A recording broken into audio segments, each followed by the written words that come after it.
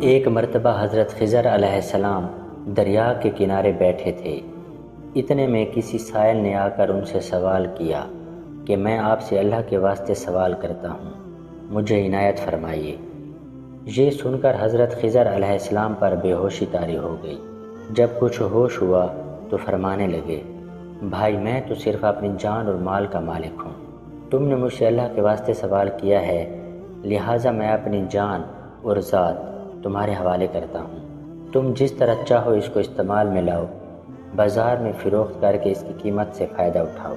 چنانچہ سائل ان کو بازار لے گیا اور ایک شخص سہمہ بن ارقم کے ہاتھ ان کو فروخت کر دیا۔ یہ خریدار ان کو اپنے گھر لے گیا جس کی پشت پر اس کا ایک باغ تھا۔ چنانچہ سامہ نے حضرت خضر علیہ السلام کو ایک کدال دے کر کہا کہ اس سامنے والے پہاڑ جو 3 مربع میل رقبہ میں واقع تھا، مٹی کاٹ کاٹ کر باغ میں ڈالتے رہو۔ اور یہ حکم دے کر سامہ اپنی کسی ضرورت سے کہیں چلا گیا اور حضرت خضر علیہ السلام اس پہاڑ سے مٹی کاٹ کاٹ کر باغ میں ڈالنے لگے۔ جب سامہ واپس آیا تو اس نے گھر والوں سے دریافت کیا، تم نے غلام کو کھانا بھی کھلایا یا نہیں؟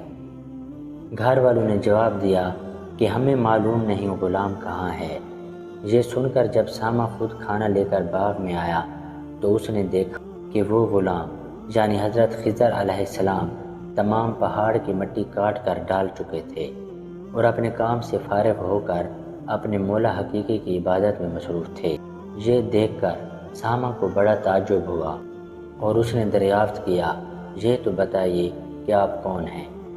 یہ بات سن کر حضرت خضر علیہ السلام پر کچھ بے ہوشی سی طاری ہو گئی اور پھر افاقہ ہونے پر انہوں نے فرمایا کہ بھائی میں خضر ہوں۔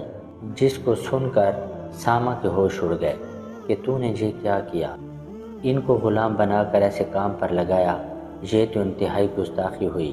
پھر ہوش آنے پر سامہ نے توبہ کی اور پروردگار سے عذر خواہی کے ساتھ حضرت خضر علیہ السلام کو آزاد کر دیا اور جناب باری میں عرض کیا کہ یا اللہ مجھ سے اس کا مواخذہ نہ فرمائیے، کیونکہ میں ان کو جانتا نہیں تھا۔ اس کے بعد حضرت خضر علیہ السلام نے دعا فرمائی اور سجدہ شکر بجا لائے کہ اے میرے پروردگار، میں تیرے ہی حق میں غلام بنا اور تیرے ہی حق میں آزاد ہوا، اس پر تیرا شکر گزار ہوں۔ بعد ازاں واپسی کی اجازت لے کر جب دریا پر واپس آئے تو دیکھا ایک شخص کھڑا دعا مانگ رہا ہے کہ اے میرے رب، حضرت خضر علیہ السلام کو غلامی سے رہائی عطا فرما دے اور ان کی توبہ قبول فرما لے۔ حضرت خضر علیہ السلام نے یہ دیکھ کر اس شخص سے دریافت کیا کہ آخر تو کون ہے؟ تو اس شخص نے بتایا کہ میں تو شازون ہوں۔ آپ کون ہیں؟ انہوں نے فرمایا کہ میں خضر ہوں۔ اس کے بعد شازون نے کہا، اے خضر، تم نے اپنے لیے رہنے کا مکان بنا کر دنیا کی طلب کی ہے، کیونکہ حضرت خضر علیہ السلام کا دریا کے کنارے پر ایک عبادت خانہ تھا۔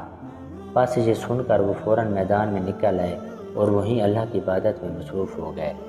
اس کے بعد حضرت خضر علیہ السلام نے اسی جگہ ایک درخت لگایا اور اس کے سایہ میں عبادت شروع کی تو آواز آئی، اے خضر، جب تم نے درخت کے سایہ میں سجدہ کیا تو تم نے دنیا کو آخرت پر ترجیح دی۔ مجھے اپنی عزت اور جلال کی قسم ہے، مجھے دنیا کی محبت میں رضامندی نہیں ہے۔ اس کے بعد حضرت خضر علیہ السلام نے شازون فرشتہ سے کہا کہ اے شازون، دعا کرو کہ اللہ تعالیٰ میری توبہ قبول فرمائے۔ چنانچہ شازون نے دعا کی اور اللہ تعالیٰ نے شازون کی برکت سے حضرت خضر علیہ السلام کی توبہ قبول فرمائی۔